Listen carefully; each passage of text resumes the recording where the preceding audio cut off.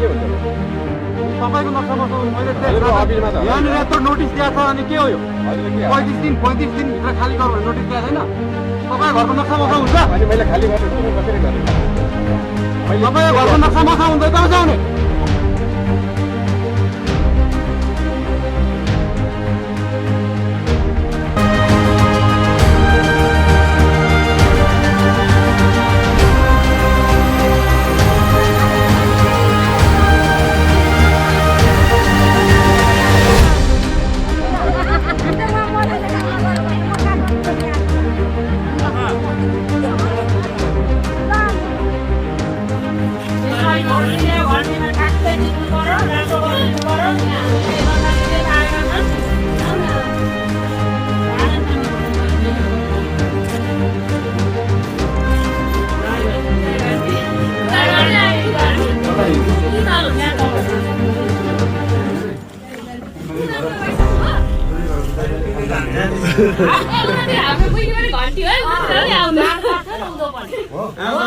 नमस्कार, मैं हूं अवनीश विद्यार्थी और आप देख रहे हैं ब्रेकिंग न्यूज। नेपाल एक छोटा सा देश है, लेकिन वहां इस समय जो हो रहा है वो पूरे दक्षिण एशिया की राजनीति को दरअसल हिला सकता है। सोचिए 20 साल तक सत्ता में रहे नेता, मंत्री, बड़े अफसर और उनसे पूछा जाए कि आपकी संपत्ति कहां से आई। नेपाल की सरकार ने 2005 से 2025 तक सार्वजनिक पदों पर रहे सभी बड़े चेहरों की संपत्ति की जांच के आदेश दिए। क्या यह सच में भ्रष्टाचार के खिलाफ दुनिया का सबसे बड़ा अभियान है या फिर यह सिर्फ राजनीति का एक नया हथियार? आज हम इस मुद्दे को गहराई से समझने की कोशिश करेंगे, इतिहास से लेकर सियासत तक और अब राजनीतिक भविष्य तक। नमस्कार दोस्तों, मैं हूं अवनीश विद्यार्थी और आप देख रहे हैं ब्रेकिंग न्यूज। नेपाल में जो कुछ फैसला लिया गया वो साधारण नहीं था।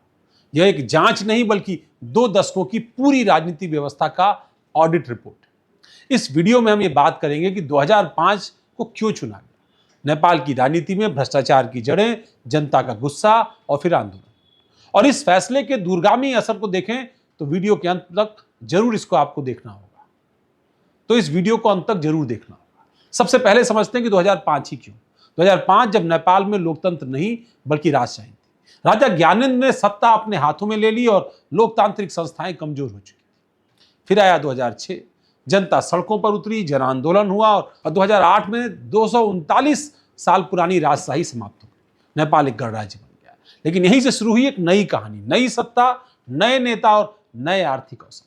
और आरोप यह है कि इस दौर में सबसे ज्यादा अवैध संपत्ति बनाई गई। नेपाल की राजनीति में एक पुरानी समस्या रही है, सत्ता और पैसे का गहरा रिश्ता दिखाई पड़ा है। कई बार आरोप लगे कि सत्ता में आने के बाद नेताओं की संपत्ति तेजी से बढ़ी। सरकारी ठेके, जमीन, विदेशों में निवेश, कई तरह की गड़बड़ियां। कुछ बड़े नेताओं पर तो ये पहले भी भ्रष्टाचार के आरोप लगते रहे, लेकिन सवाल यह है कि क्या पूरा का पूरा सिस्टम कभी जांचा गया? जवाब है नहीं। यही वजह है कि इस बार जांच को ऐतिहासिक कहा जा रहा है। अब बात करते हैं सरकार ने किया क्या है। नेपाल की सरकार ने एक हाई लेवल आयोग का गठन किया है। इस आयोग का काम होगा कि 2005 से लेकर 2025 तक के सभी प्रमुख पदाधिकारियों की संपत्ति का रिकॉर्ड जुटाना, ये पता लगाना कि संपत्ति का स्रोत क्या है। अगर कुछ संदिग्ध मिलता है तो कार्रवाई की सिफारिश करना। सरकार का कहना है कोई भी बड़ा नाम जांच से बाहर नहीं रहेगा, मतलब पूर्व प्रधानमंत्री हो, पूर्व मंत्री हो, ब्यूरोक्रेट हो, सेना के अफसर हो, सब जांच के दायरे में आ सकते हैं। अब सबसे महत्वपूर्ण सवाल है, सरकार ने फैसला अभी ही क्यों लिया है? जवाब है जनता का दबाव। 2025 में नेपाल में बड़े पैमाने पर विरोध प्रदर्शन, युवा सड़कों पर उतरे और भ्रष्टाचार के खिलाफ जमकर नारेबाजी। सिस्टम के खिलाफ गुस्सा फूटा और स्थितियां इतनी बिगड़ गई कि हिंसा भी, कई लोगों की जान तक चली गई। यह सिर्फ विरोध नहीं था बल्कि सिस्टम के खिलाफ जनता का एक निर्णायक फैसला था और सरकार को यह संदेश मिल चुका था कि अब जवाब देना पड़ेगा। अब बात करते हैं राजनीति की। सत्ता पक्ष कह चुका है और लगातार कह रहा है कि एक ऐतिहासिक कदम है जो जन समर्थन जिसके साथ है। नेपाल की बालेन सरकार ने अप्रैल 2026 में एक 5 सदस्यीय संपत्ति जांच आयोग का गठन किया। इस आयोग की अध्यक्षता पूर्व सुप्रीम कोर्ट के जज राजेंद्र कुमार भंडारी कर रहे हैं। आयोग की प्रमुख जिम्मेदारी क्या है?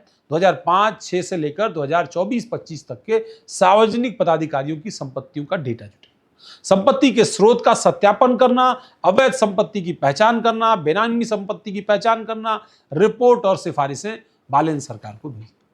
लेकिन विपक्ष सवाल उठा रहा है, क्या यह जांच निष्पक्ष होगी या फिर विपक्षी नेताओं को एक एक कर टारगेट किया जाएगा?